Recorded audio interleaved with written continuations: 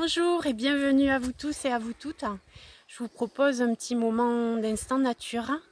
Je pense tout particulièrement au confinement et aux personnes qui n'ont pas accès à des espaces de nature pour aller respirer, s'oxygéner.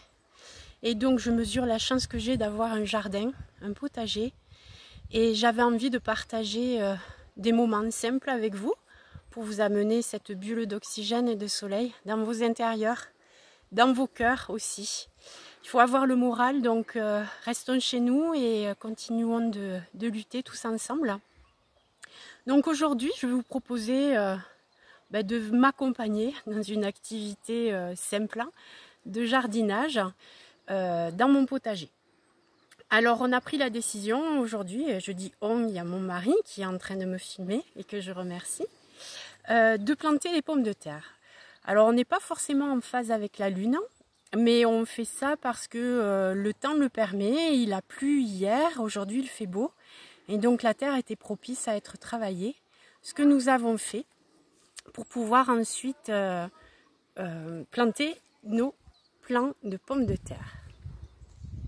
Donc nous avons ici une variété qui s'appelle la Spunta, c'est un nom très rigolo. La Spunta qui est une vieille variété qui n'est pas forcément adaptée à notre terre, mais on n'avait que ça en magasin aujourd'hui. Enfin, ça fait un petit moment qu'on l'a à la maison et donc on n'est pas retourné en magasin pour en acheter, on respecte les consignes. Et donc en parlant de terre, je vais vous montrer, on a une terre un peu particulière dans le jardin qui est une terre argileuse. Alors je voulais que vous vous rendiez compte un petit peu de ce que ça signifie une terre argileuse. Vous voyez ici, elle est très modelable, elle garde mes empreintes. Elle est capricieuse à travailler cette terre. Elle a des côtés positifs et des côtés négatifs. Alors c'est vrai qu'elle est, lorsqu'il y a de l'eau, vous voyez, on dirait de l'argile. Elle est argileuse. Elle va devenir collante, très adhérente. Moi j'appelle ça une terre amoureuse, puisqu'elle reste collée au bas des bottes et aux outils de jardinage, ce qui complique la tâche. Et lorsqu'il fait chaud, eh bien, elle va sécher très fort et créer des espèces de fentes de retrait qui assèchent la terre. Donc, en fait, ça peut soit asphyxier les racines quand il y a un trop d'eau. L'eau n'arrive pas à s'évacuer et ça assèche énormément quand il n'y a pas assez d'eau. Donc, voilà, c'est une terre qui demande de précaution. Sinon, elle est très nutritive. Donc, ça, c'est le côté positif.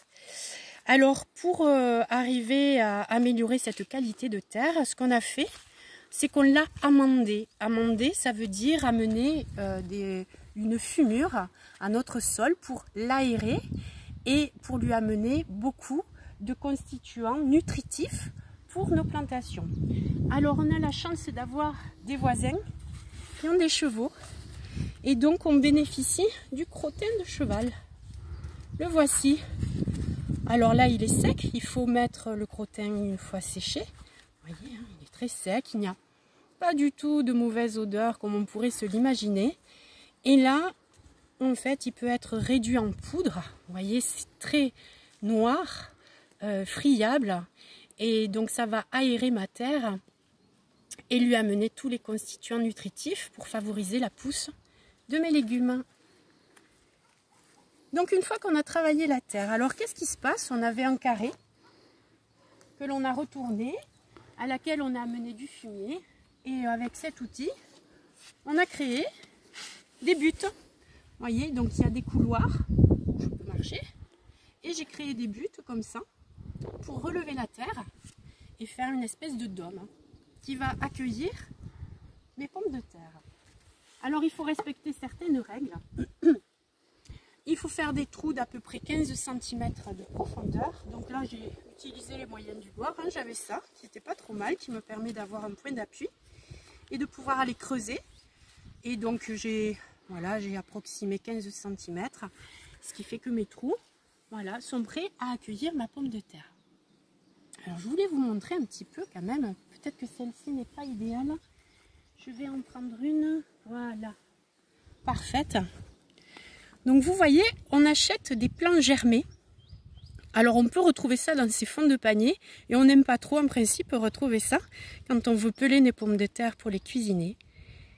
Vous voyez ici, il y a des racines qui ont commencé à pousser à partir de ce qu'on appelle les yeux de la pomme de terre. Il y en a un ici qui commence, un ici, deux très bien germés. Donc ces racines vont s'enfoncer dans la terre, vont maintenir le plant dans la terre, et c'est autour de ces racines que vont apparaître des nouveaux tubercules de pommes de terre. Et là, vous voyez la tige qui a commencé à pousser et qui ensuite sortira de terre pour former les tiges, les feuilles, les fleurs. Et on pourra cueillir nos plantes de pommes de terre au bout de 10 à 14 semaines.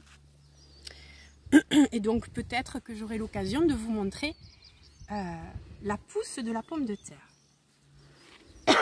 Alors, eh bien là, tout simplement, je vais disposer mon plant de pomme de terre et venir le recouvrir pour former cette butte qui est très importante. Il faudra que je surveille lorsque les plants vont pousser. Et il y aura donc une tige qui va sortir. Il faudra qu'à 2 ou 3 occasions, je revienne buter pour rassembler la terre autour de ces tiges.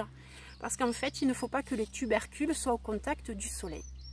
Tout simplement, pour favoriser leur pousse. Et ensuite, au bout de 14 semaines, en principe, on vient avec la bêche, on déterre et on a ces plants de pommes de terre remplis de petits tubercules délicieux. Excusez-moi. Donc voilà, la plantation de la pomme de terre, on va faire notre petit espace. J'espère que vous aurez pris plaisir à découvrir ou peut-être à m'accompagner dans un petit instant dans mon potager. Et je vous dis à bientôt pour de prochaines aventures.